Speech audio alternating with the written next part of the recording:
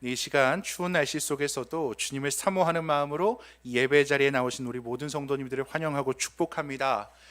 오늘 이 시간이 저에게 있어서는요, 무엇보다 굉장히 긴장되는 자리인 것 같습니다. 지난 주일에 청년들과 말씀을 전하고 이제 함께 말씀을 나누었지만 우리 권사님, 집사님, 성도님들에게 처음으로 말씀을 전하는 이 부임 설교의 자리이다 보니 긴장이 안 될 수가 없죠. 그래서 제가 청년 예배를 드리면서도 안내를 드렸는데요, 추운 날씨라고 제가 앞서 말씀드린 것과는 다르게요, 아마 말씀 중에 저를 보시면 굉장히 더위를 많이 느끼면서 땀을 흘리는 모습을 발견하실 수 있을 겁니다. 그래서 제가 미리 말씀드리는데요, 아픈 거 아니고요, 더운 거 아닙니다. 긴장해서 그렇습니다. 그래서 우리 목사님은 땀을 많이 흘리는 분이시구나 라고 생각해 주시면 감사할 것 같습니다. 이제 말씀 나누려고 하는데요, 오늘 저희가 함께 읽은 이 본문의 말씀은요, 위대한 왕이었던 다윗, 그가 남기는 마지막 신앙의 고백입니다. 특히나 오늘 저희는 그의 고백이 담겨있는 본문의 말씀을 읽으면서 그가 걸어왔던 신앙의 여정을 조금이나마 엿볼 수가 있는데요, 위대한 이스라엘의 지도자이자 영웅으로 마치 한편의 영화와 같은 그의 삶에서 언제나 하나님은 함께 하셨고 다윗 또한 그 하나님을 붙잡고 동행하는 삶을 살았다는 것은 저희는 이미 너무나도 잘 알고 있는 사실입니다. 그렇기에 오늘 말씀을 함께 나누면서 바라기는 오늘 이 다윗의 마지막 신앙 고백 가운데 나타났던 이 다윗의 말이 한 해의 끝자락 그리고 새로운 한 해를 준비하는 이 중요한 시기를 지나고 있는 저희의 믿음의 사람들에게 위대한 신앙의 유산으로 마음 가운데 깊이 새겨지기를 간절히 소망합니다. 오늘 다윗의 신앙 고백 크게 세 가지의 믿음의 가르침으로 나누어서 함께 살펴보고자 합니다. 다윗의 믿음의 가르침 첫 번째는 바로 하나님의 은혜를 바라보며 찬양으로 반응하라입니다. 우리 화면에 보면서 함께 읽어볼까요? 시작. 하나님의 은혜를 바라보며 찬양으로 반응하라. 아멘. 사랑하는 성도 여러분, 다윗은 하나님을 바라보면서 주시는 그 은혜에 대해서 항상 찬양으로 반응했던 사람이었습니다. 우리 본문 1절의 말씀 우리 함께 읽겠습니다. 시작. 이는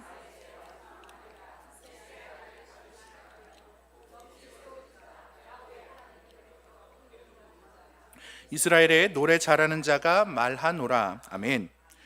말씀에서 그는 가장 먼저 자신을 이새의 아들이라고 고백합니다. 맞습니다. 그는 이새의 아들로 태어났습니다. 그리고 저와 성도님들이 알고 계시는 것처럼 그의 아버지 이새로부터 더 나아가 형제들과 가정으로부터 인정을 받지 못했던 존재가 바로 다윗이었습니다. 지난주에 목사님께서 말씀하셨던 것처럼 선지자 사무엘을 초청했던 매우 중요한 자리에서 아들들을 불러 모으라라는 사무엘의 말에도 불구하고 막내라는 이유로 그리고 양을 지켜야 한다는 이유로 그는 처음에 부름받지 못했습니다.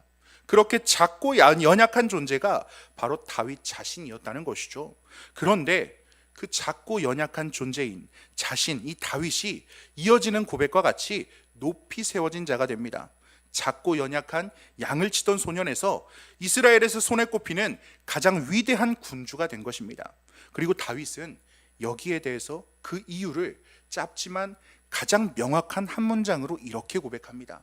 하나님께로부터 기름 부음을 받은 자. 말씀 가운데 다윗은 왕으로서 자신의 정체성을 아주 명확하게 고백한 것입니다. 양치기 소년이라는 작고 연약한 존재에서 이스라엘이라는 한 나라의 위대한 왕으로 설 수 있었던 것은 오직 하나님께 기름 부음 받았기 때문이라는 것입니다. 사랑하는 성도 여러분, 다윗 그의 삶의 자리를 보면요, 그가 지나온 모든 고난과 역경들이 있습니다. 수많은 업적들이 있습니다. 한번 생각해 보시기 바랍니다. 이스라엘에서 가장 용맹한 장수였습니다. 골리앗을 물리쳤던 사건뿐만이 아니라 셀 수 없이 많은 전장에서 승리를 가져왔으며 수없는 사선에서 자신의 기질을 적극적으로 발휘해서 목숨을 건져왔고 용맹하게 나아갔던 이가 바로 다윗입니다. 그런 다윗을 향해서 온 이스라엘 사람들은 더없는 찬사를 건넸습니다. 뿐만 아니죠, 갖은 고생 끝에 왕위에 올라서도 활발하게 정복 활동을 통해서 이스라엘이라는 나라의 번영의 기틀을 마련한 인물도 바로 다윗 본인이었습니다. 이렇게 수많은 업적들 그리고 기적과 같은 이야기가 그의 삶을 나타내고요, 수식하고 있습니다. 그리고 우리들은 이처럼 수많은 업적과 위명을 가지고 있는 사람을 이렇게 부를 것입니다. 영웅. 맞습니다. 그는 영웅이라는 칭호에 적합한 사람입니다. 하지만 다윗이 놀라운 것은요, 그가 이룩했던, 그가 쌓아왔던 영웅적인 활약과 업적이 아닙니다. 그 수많은 활약 속에서도 그 길을 인도하신, 이루어가신 하나님을 변치 않고 바라보았다는 것입니다. 바로 이 점이 선대 왕이었던 사울과의 결정적인 차이점을 만들어냈습니다. 우리 사울 왕을 한번 생각해 보시기 바랍니다. 그는 이스라엘의 초대 왕으로 뽑히기에 부족함이 없는 사람이었죠. 용모는 준수했고요, 온유한 마음과 겸손한 성품을 가지고 있는 사람이었습니다. 하지만 그는 이 왕이라는 자리에 눈이 멀게 됩니다. 하나님이 아닌 자신이 누리는 자리를 바라보았고요, 자신의 이 자리를 지키기 위해서 수차례 다윗을 죽이려는 시도마저 서슴지 않았던 사람이 되었습니다. 이스라엘의 왕이라는 하나님의 기름 부음 받은 자리를 하나님이 세우신 자리가 아니라 자신의 자리, 자신의 손으로 지켜내고 유지해야 하는 자리로, 욕망의 자리로 바라본 것입니다. 하지만 오늘 말씀 가운데 다윗은 사울의 비할 바 없는 뛰어난 능력으로 칭송을 받고 왕위에 올라 있습니다만, 그는 자신이 앉아있는 이 자리에 매몰되지 않았습니다. 변함없이 하나님을 바라봅니다. 이 자리를 허락하시니, 여기까지 인도하신 이가 하나님이라는 사실을 변함없이 기억하고 있는 것입니다.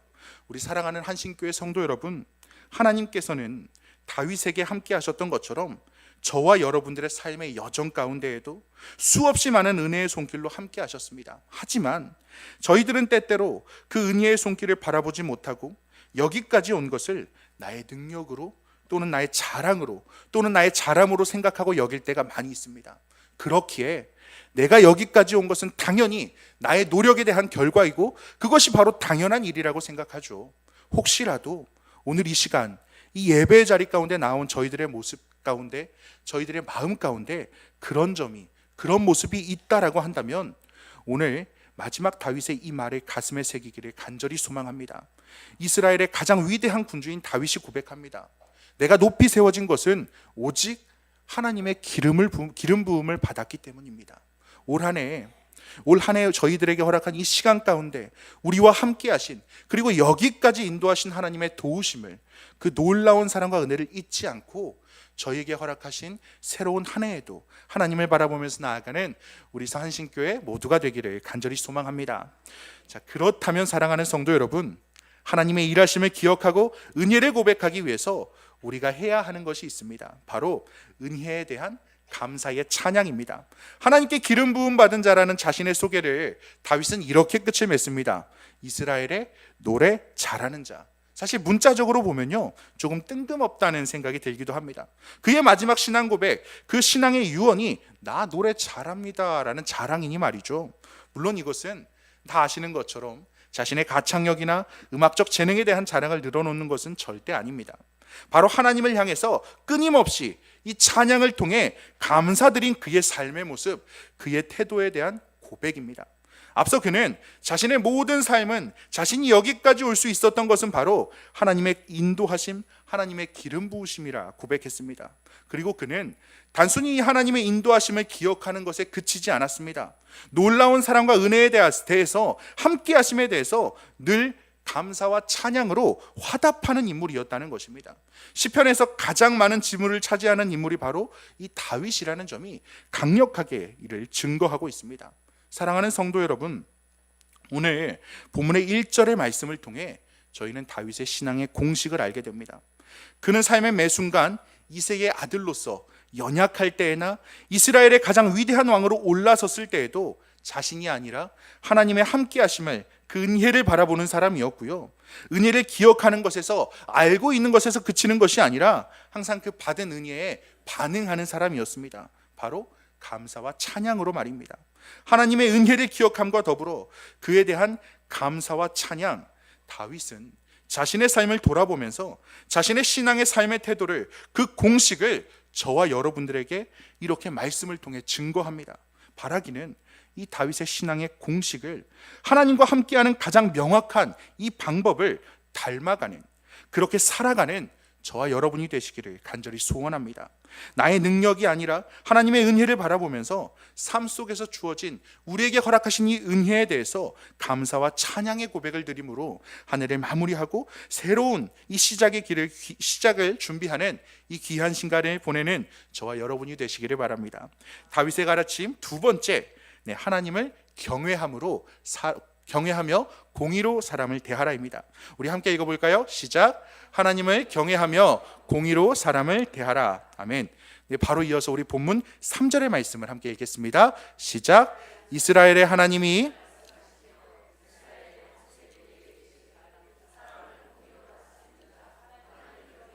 다스리는 자여. 아멘.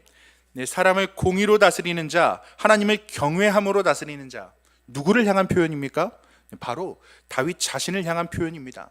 본문에서 고백하는 것처럼 그는 하나님을 경외함으로 사람들을 다스렸습니다. 하나님을 경외하는 마음으로 사람을 다스렸다. 사실 굉장히 막연한 이야기인데요, 한 사람과의 관계를 통해서 살펴보면 이를 명확하게 알 수 있을 것 같습니다.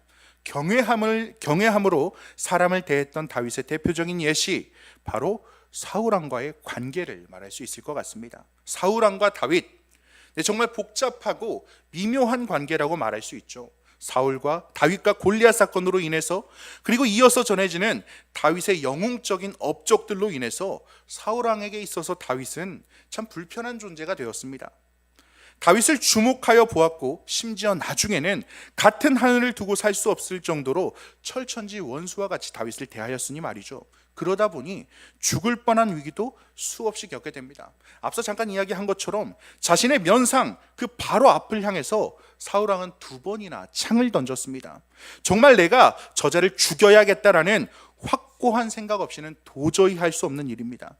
2번의 죽음의 위기를 겪고 구국의 영웅인 다윗, 그는 사울왕의 위협을 피해서 수없는 도망의 길을 걸어야만 했습니다.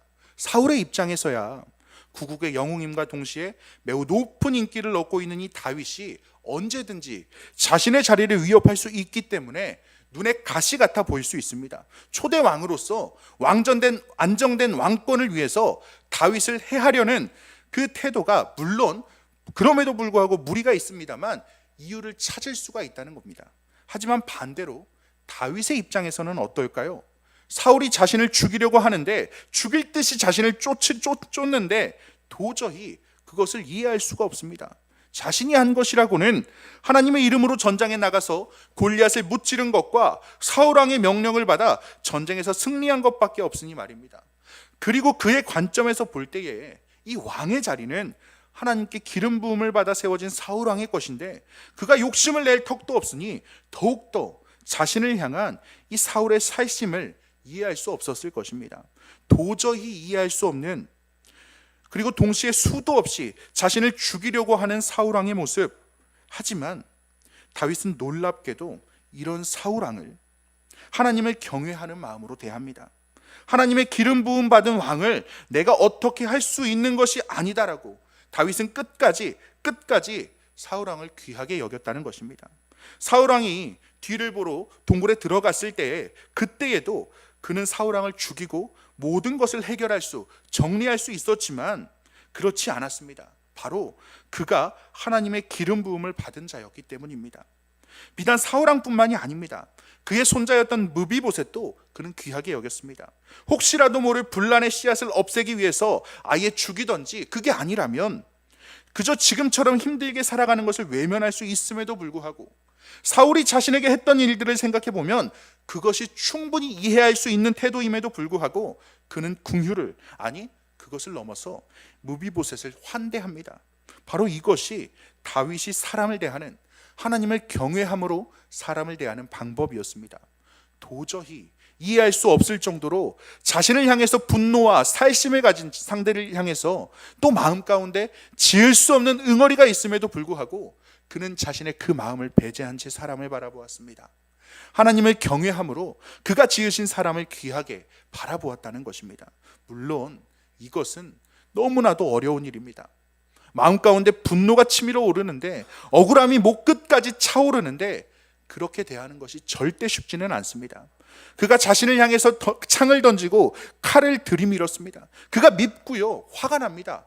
당연합니다. 하지만 그렇기에 그럴 수밖에 없는 게 저희들이기에 저희가 먼저 해야 하는 것이 있습니다. 바로 하나님을 먼저 경외하는 것입니다. 그저 말로만 그치는 것이 아니라 무엇보다도 하나님을 경외하기 위해 노력해야 한다는 것입니다.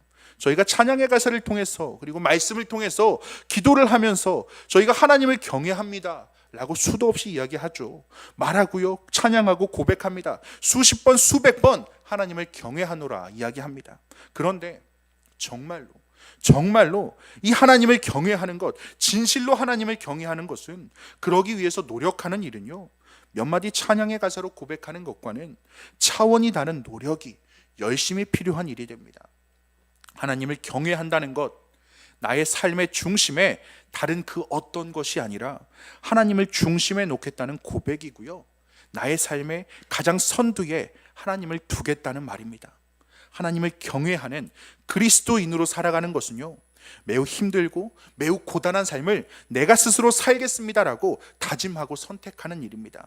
하지만 우리 사랑하는 성도 여러분, 이렇게 힘들지만 만만치 않지만 그것이 바로 하나님이 원하시는 일이기에, 그리스도인으로서 마땅히 걸어가야 하는 길이기에 하나님을 경외하는 삶으로 나아가시기를 간절히 소망합니다. 우리가 진정으로 하나님을 경외할 때에 하나님께서 저와 여러분들로 하여금 사람을 귀하게 볼 수 있는 은혜의 삶으로 저희를 인도해 주실 것입니다. 때로는 저와 여러분들의 주위에 우리의 생각으로는 도저히 이해할 수 없는 사람들이 있습니다. 왜 이렇게 나를 핍박하는지, 어렵게 하는지, 고통을 주는지 이해할 수 없는 사람들이 있습니다. 그래서 노력하죠. 그 사람의 좋은 점을 바라보려고 하고 잘 대해줘서 마음을 돌이켜보려고 하고요, 화해하고 관계를 개선시키기 위해서 가진 노력을 다 드리기도 합니다. 하지만 그럼에도 불구하고 저와 여러분들도 경험하셨겠습니다만 안 될 때가 있습니다. 상황이 나아지지 않을 때가 있습니다. 실패할 때가 있습니다. 그때에 오늘 다윗의 이 말을 잘 간직하시길 바랍니다. 그때 우리가 해야 하는 것, 인간적인 노력도 매우 중요합니다만 그보다 먼저 하나님을 경외하는 것입니다. 그 경외함 속에서 하나님이 나를 창조하셨지만 동시에 나를 어렵게 하고 나를 고통스럽게 하는 저 사람 또한 창조하셨고, 저 사람을 위해서도 우리 주님을 보내주셨고 뿐만 아니라 십자가에서 죽으시고 부활하셨다는 사실을 깨닫게 하실 것입니다. 그리고 그때에 진정으로 나를 힘들게 하고 나를 슬프게 하는 그 사람을 귀하게 여기는, 경외함으로 바라볼 수 있는 그런 마음을 품을 수 있게 될 것입니다. 정말로 우리 삶 속에서 이해할 수 없는 고통을 주는, 어려움을 주는 사람들을 감당하기 어렵지만, 정말 어렵지만 사랑하는 성도 여러분, 그럼에도 불구하고 우리가 그 사람들을 대할 때에 하나님을 경외하는 마음으로 그들을 대하길 소망합니다.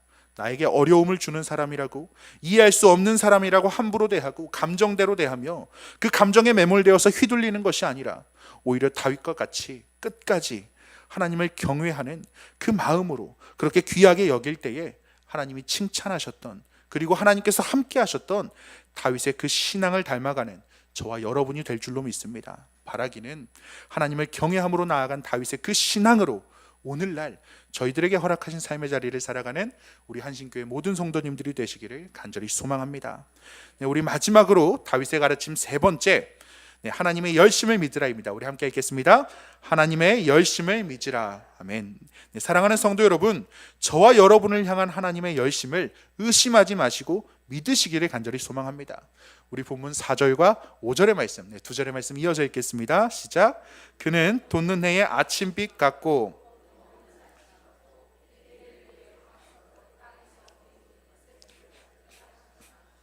내 집이 하나님의 앞에 이같이 아니하냐. 하나님이 나와 더불어 영원한 언약을 세우사 만사에 구비하고 견고하게 하셨으니 나의 모든 구원과 나의 모든 소원을 어찌 이루지 아니하시랴. 아멘. 함께 읽은 것처럼 다윗은 고백합니다. 한마디로 이렇게 말할 수 있을 것 같습니다. 하나님께서 내 집을 지켜주신다. 아마 저와 여러분들이 수도 없이 하는 기도의 제목이 아닐까 생각이 됩니다.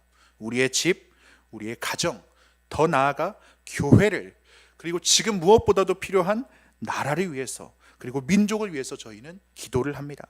그런데 그렇게 기도하는 그 마음 가운데 다윗과 같은 고백이 필요하다는 거예요. 하나님이 내 집을 지켜주실 것이다. 하나님이 내 집을 책임져 주실 것이다. 우리의 가정을 책임져 주실 것이다. 이런 믿음을 가지고 기도하는데 어떻게 하나님께서 지켜주십니까? 오늘 말씀 가운데 다윗의 표현이 아주 기가 막힙니다. 세 가지를 이야기하는데요. 먼저 첫 번째로 돋는 해의 아침빛같이, 두 번째로 구름 없는 아침같이, 그리고 마지막 세 번째는 비 내린 후 광선으로 땅에서 우미 돋는 새풀같이, 이렇게 하나님께서 우리의 집을 지켜주신다는 것입니다. 그런데 이 세 가지에서 공통적으로 나타나는 이미지가 있습니다. 바로 맑고 밝음입니다. 지키시는 하나님의 영광이 맑고 밝음으로 표현된다는 것입니다.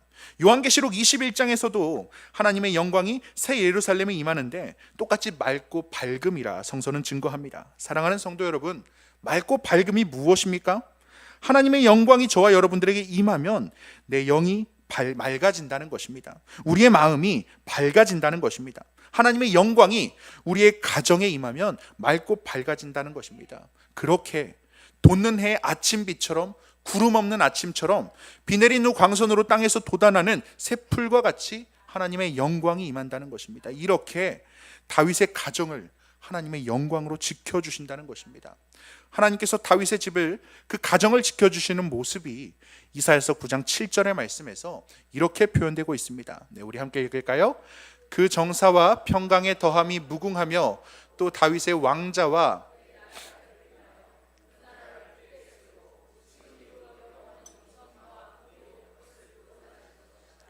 만군의 여호와의 열심히 이를 이루시리라. 아멘. 네, 하나님께서 다윗의 왕자와 가정, 그 나라를 어떻게 지키십니까? 바로 여호와의 열심, 하나님의 열심입니다. 돋는 해의 아침빛처럼, 구름 없는 아침처럼, 또 생명의 풀과 같이 하나님께서 열심히 다윗의 집을 축복하셨다는 것입니다. 사랑하는 성도 여러분, 우리가 인간이 열심히 할 때에도 우리는 수없이 많은 것들을 이룰 수 있습니다. 저와 여러분들의 삶 속에서 허락되어진 많은 이 주님께서 주신 이 열매들, 그 결실들이 바로 이 열심의 산물일 것입니다. 하물며 이렇게 우리가 노력해도 많은 것들을 얻고 이룩할 수가 있는데 하나님께서 열심을 내시면 어떻게 될까요? 아마 우리의 이해와 상상 너머에서 더욱 크고 많은 위대한 일들을 이루어 나가실 것입니다. 그런데 오늘 말씀 가운데 그 하나님의 열심이 다윗의 집에, 그리고 저와 여러분들의 가정 가운데 함께 한다고 우리는 말씀을 통해 알 수가 있습니다. 하나님의 열심으로 하나님의 영광이 저와 여러분들의 가정 가운데 함께 할 것입니다. 이것이 바로 눈이 내리고 바람이 몰아치는 추운 날씨 가운데서도 변함없이 주님을 향한 간절함을 가지고 간구함으로 나아가는 믿음의 자녀들을 향해서 하나님께서 주신 약속인 줄로 믿습니다. 하나님께서 저와 여러분들의 집을, 가정을, 우리의 직장을, 이 나라와 민족을 돋는 해의 아침빛같이, 그리고 구름 없는 아침같이, 비 내린 후에 광선으로 땅이 우미 돋는 새풀같이 지켜주실 줄로 믿습니다. 이 하나님의 영광이 다윗은 자신에게 임하는 것을 찬양하고 경배하고 있는 것입니다. 그러니까 하나님의 열심과 다윗의 열심이 만나는 것입니다. 그래서 저희는 참으로 아름다운 관계를, 이 모습을 오늘 말씀을 통해 살펴보게 됩니다. 하나님의 열심은요, 이제 예배드리는 저와 여러분, 여기에 우리 모든 사람을 향해서 앞으로도 영원히 조금도 변함없이 흔들리지 않고 임할 것입니다. 하지만 오늘 말씀을 통해서 저희가 바라는 것은요, 오늘 말씀 가운데 다윗과 같이 하나님의 열심에서만 끝나는 것이 아니라 그와 함께 우리들의 열심이 만나야 한다는 것입니다. 하나님께서는 한결같이 저희들에게 열심으로 임하십니다. 하지만 저희들의 모습은 그렇지 못할 때가 너무나도 많습니다. 조금씩 게으르고요, 부족할 때가 있다는 것입니다. 그렇게 부족하기에 다윗과 같이 나는 하나님을 찬양하고 노래하는 것을 잘합니다라고 자신 있게 대답할 수는 없을 것입니다. 바라기는 우리 한신교회 모든 공동체가, 모든 성도님들이 오늘 말씀의 다윗과 같이 하나님을 찬양하는 자, 잘 노래하는 자라 자부하는 굳건한 믿음의 열심을 세워가기를 간절히 소망합니다. 대림절, 이 소망과 기다림의 시기 속에서 오늘부터 하나님을 열심히 사랑하고 기뻐하는 저와 여러분이 되시기 바랍니다. 다윗이 그랬던 것처럼 하나님의 임하심을 바라보며 더 나아가 우리의 가정에 임하실 하나님의 영광을, 그분의 열심을 사모하면서 온 힘을 다해 하나님을 기뻐하며 찬양으로 나아가는, 그렇게 기쁨으로 우리 주님을 기다리는 우리 한신교회 모든 성도님들이 되시기를 주님의 이름으로 간절히 축원합니다. 우리 시간 말씀 새기면서 우리 함께 찬양으로 고백하며 나아가겠습니다.